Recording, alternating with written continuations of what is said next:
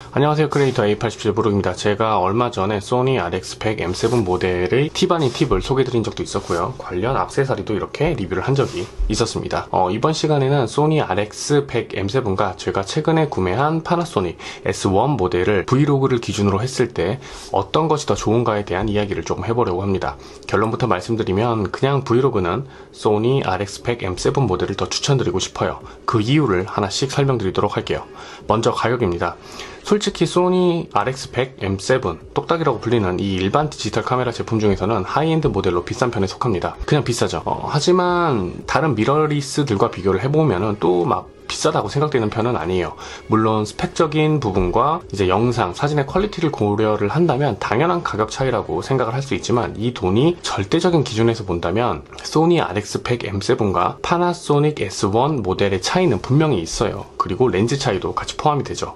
저런 유튜버, 크리에이터 또는 상업 영상까지 고려를 한다면 당연히 비싼 미러리스 카메라를 선택을 하고 상황에 맞는 렌즈도 여러 개를 구매를 해야 합니다. 하지만 그냥 취미 또는 그냥 해볼까? 하시는 분들에게는 소니 RX100M7이 훨씬 더 이 모델이 나은 선택이라고 생각을 해요. 제가 돈지랄을 좀 해봤는데 다 부질없더라고요. 자, 두 번째 장점은 크기, 무게에 따른 휴대성입니다. 제가 소니의 RX100M7을 잠시 사용을 해본 결과 진짜 편해요. 저는 원래 파나소닉 S1 이전에 갖고 있던 카메라가 소니 A7 마크 3였는데요. 이 제품을 항상 소지하고 다녔어요. 렌즈도 그날의 분위기나 상황에 맞게 바꿔가면서 사용을 했었고요. 문제는 이게 무게가 상당히 무겁다는 거예요. 부피가 있다 보니까 사실은 작은 가방에는 들어가지도 않습니다. 그리고 뭐 스트랩을 하면 괜찮지 않느냐라고 말씀을 하실 수도 있는데 저는 원래 스트랩을 하지 않습니다. 촬영할 때 불편하기 때문이죠. 그리고 스트랩을 한다고 해서 무게가 줄어드는 것도 아닙니다. 하지만 이 모델 소니 RX100M7을 거의 한 달 정도 사용을 해봤는데 진짜 편했어요. 그냥 주머니에 넣고 가지고 다니기도 했고 활동하는 도 부담이 없었습니다. 즉 휴대성과 이동성이 비교도 되지 않을 만큼 굉장히 뛰어나다고 생각을 합니다. 이거는 단순히 가볍다, 들고 다니기 편하다라는 의미를 넘어섭니다. 그 다음은 쉬운 세팅과 빠른 촬영 준비입니다. 카메라의 부피가 크면은 촬영도 그만큼 불편하고 어려워요. 세팅 기간도 오래 걸리고요. 뭐 예를 들어서 삼각대만 하더라도 좀 무게, 지지하중을 견딜 수 있는 삼각대도 구매를 해야 되고 그게 크다 보니까 설치도 귀찮아집니다. 하지만 가벼우면 어떨까요? 미러리스보다 상대적으로 적은 장비만 가지고도 다양한 촬영과 구도를 어렵지 않게 시도하고 연출해낼 수가 있어요. 그리고 그 과정도 굉장히 편리하죠.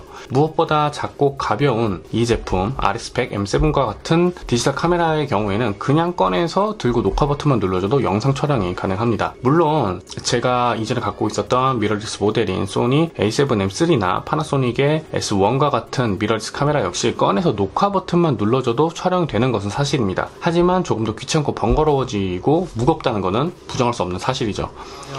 지금까지 브이로그 및 간단한 영상 촬영에 미러리스와 똑딱이 중 무엇이 더 좋다라고 추천드리는 내용으로 설명을 드렸어요.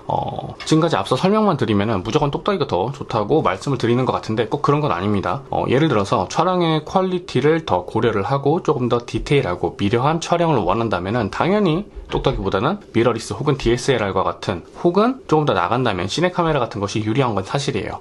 이는 뭐 카메라의 센서나 아니면 렌즈의 차이로 발생하는 물리적 한계이고 이것을 앞서 말씀드린 똑딱이 즉 소니 RX100M7과 같은 디지털 카메라가 극복하기에는 지금 당장 기술력으로 분명히 한계가 있습니다. 하지만 상업 영상이 아닌 이상 그렇게까지 디테일하고 꼼꼼하고 뭐 그런 촬영이 필요할까요? 조금 더 나은 영상과 퀄리티 높은 푸티지 촬영은 아마추어부터 프로에 이르기까지 모든 사람들이 욕심을 내는 부분일 거긴 합니다. 지금 나의 촬영에 대한 이해 및 수준 그리고 그 한계를 인식을 하고 연습 또는 준비하는 단계라면 저는 굳이 미러리스보다는 이 똑딱이를 추천드리고 싶어요. 그러면 오늘의 영상은 여기서 마치도록 하겠습니다. 지금까지 크리에이터 A87브룩이었습니다. 감사합니다.